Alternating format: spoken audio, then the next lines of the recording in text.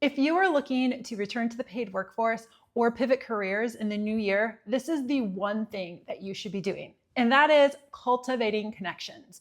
Notice I did not say networking, and there is a difference between networking and connecting. Think about networking as knowing more people, while connecting is knowing people more. Imagine walking into a room of 100 strangers, and you're told to talk to as many of them in an hour as you can. I don't know about you, but I can already feel my heart rate elevating and I'm starting to sweat a little bit. You scan the room looking for the first person you're gonna talk with.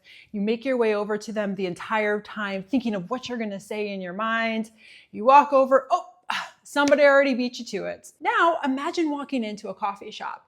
You're going to go meet somebody that you've never met before, but you have a mutual friend in common. You still might have a case of the nerves, but knowing that you have a personal connection and that you have a genuine interest in meeting this specific person, I bet those nerves are gonna dissipate really quickly.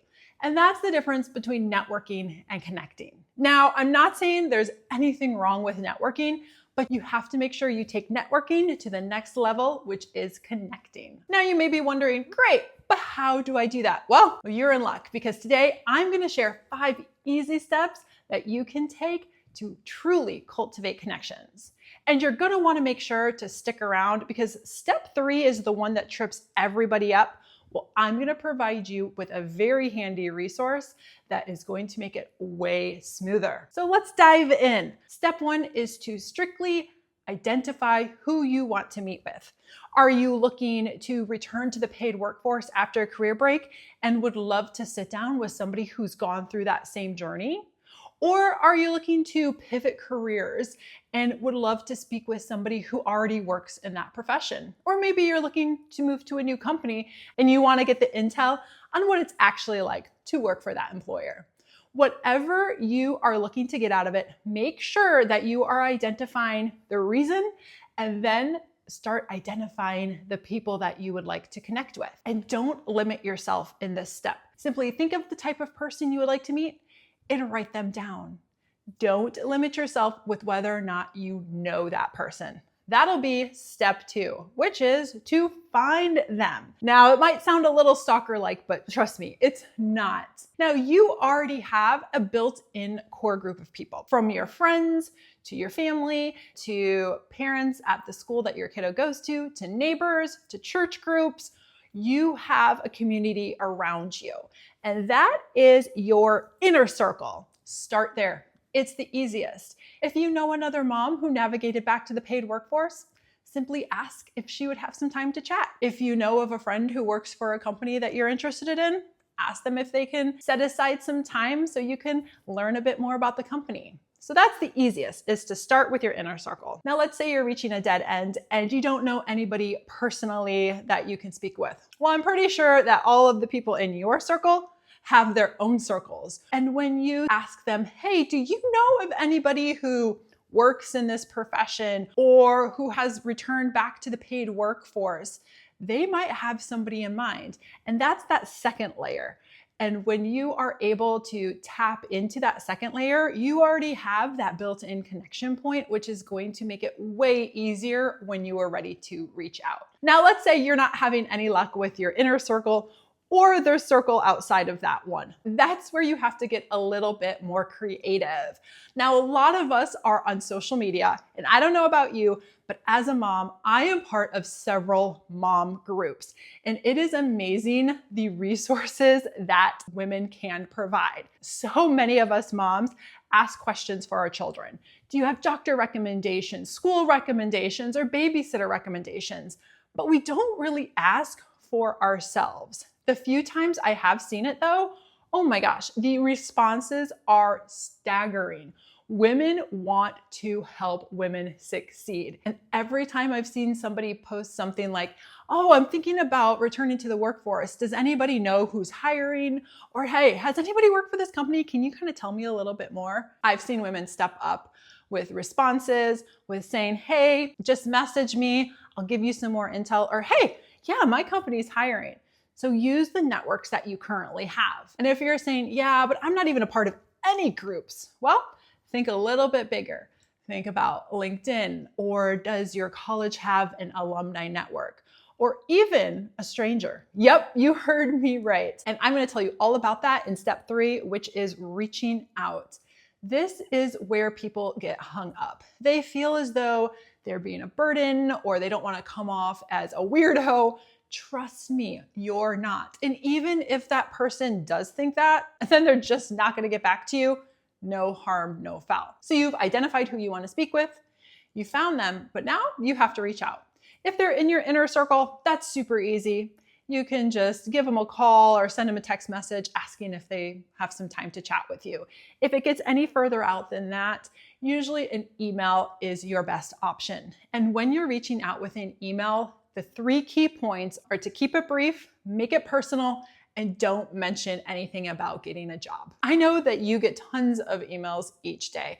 And I'm sure when you're going through them, if you see one that's super long, you're probably like, oh, I don't have time for this. You either delete it or tell yourself you're going to get to it later, but you probably don't. If you keep it brief, it's easy to read and you're much more likely to read it in the moment. And when you have a personal connection, of course, you're going to be more interested in responding to that person. And when I say personal connection, it can be as simple as, hey, I noticed you went to the same school as I did. Or, hey, you're a part of this Toastmasters association. So am I. Even having the smallest personal link is going to give you a better shot at having a person reply to your email. And third is, do not ask for a job. Your intent is to learn from this person, not have them be the person that you are banking on to get you a job. That is a lot of pressure and it is a turn off. Now I'm going to give you the story of when I reached out to a complete stranger. I was getting my nails done and there was another woman in the salon, and we ended up having a wonderful conversation about women returning to the paid workforce after they have spent time at home with their children. It turns out that she's actually a CEO of a local company here, and she was making it an initiative to seek out women who have specifically been on career breaks and are looking to return to the workforce. Well, it aligned exactly with what my online course is and what my channel is as well. And I couldn't get the conversation out of my head after our appointment had ended. So after about a week, I did some internet sleuthing and I found the company she had mentioned that she was a CEO for, and I found her email. I sent her a very simple email. I titled it the name of the salon we were at and then meeting. And I said, it was a pleasure meeting you at the salon on this day. We had a wonderful conversation about women returning to the paid workforce, and I was wondering if you would have some time to chat a bit more. Here's my availability. I look forward to hearing from you, Laura. Easy peasy. And you know what? She replied within the day, and we've gone on to have several meetings, and she's been a wonderful resource. So you truly don't know what reaching out can do. If they say no, no big deal. You're no worse off than when you started. And if they say yes, well, you don't even know what might lie ahead. So do not let fear hold you back. Step 4 is the actual meeting. Now, meetings really shouldn't be longer than say 15 to 30 minutes max, unless of course the conversation's just flowing, let it flow. Now, walking into the meeting, you should of course have the key points that you would like to learn from this person, whether it's how they got the job that they have, how they navigated their career journey, whatever it is, you should have that top of mind, but do not make it an interview type of style meeting. Nobody really likes that, even in interviews. And make sure to do most of the listening and not as much of the talking. I know some people tend to get a little bit nervous and start to ramble. Pull yourself back. The entire purpose of that meeting is for you to learn. And if you're not listening, then you're probably not doing much learning.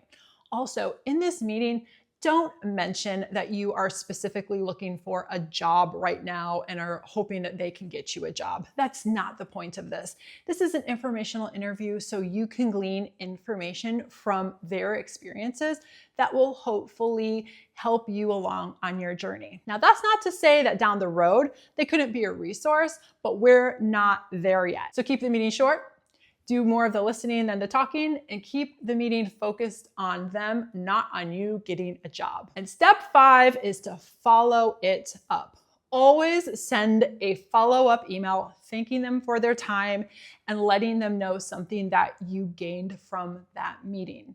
9 times out of 10, you're going to get an email back that says something like, yes, it was a pleasure meeting you as well. Let me know if there's any other information that you'd like, or if there's any way that I could be a resource to you in the future. And that is gold. You have formed an actual connection. And who knows where that connection may lead you. If you do end up applying for a job at their company, they might be able to put in a good word for you. Or maybe they could even tell you about a position that hasn't even been publicly posted yet, or even end up being a mentor to you. And that's what's so exciting. When you form true connections, those can be so powerful. A quick recap of the 5 steps: identify, find, reach out, meet, and follow up. Now, getting back to step 3, which is the reach out. A lot of people kind of get hung up on what to say in an email, and I've got you covered. Here is my go-to template if I have a personal connection point with that individual. And if you'd like a PDF copy of this email, along with the email that I send if I don't have a personal connection, go ahead and comment template in the comments below. And finally, remember, as you progress on your career journey, to be that resource for someone else when they need it. Because each time we help somebody else, we are making this a better workplace and a better world.